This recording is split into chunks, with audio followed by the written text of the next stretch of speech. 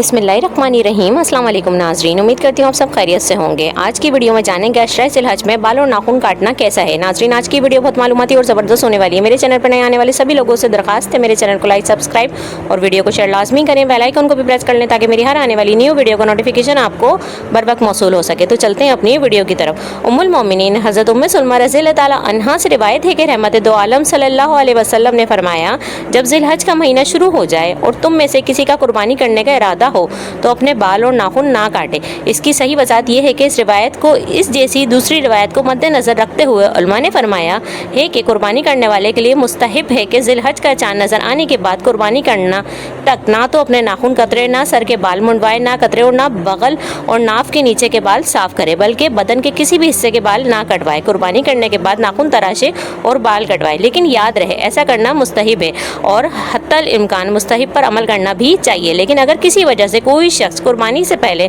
मसलन ईद उल अज़हा से 1-2 रोज़ पहले ख़त बनवा ले या बदन के किसी मखसूस हिस्सों के बाल साफ कर ले तो भी कोई गुनाह नहीं। नाज़रीन, उम्मीद करती हूँ वीडियो आप लोग को पसंद आएगी।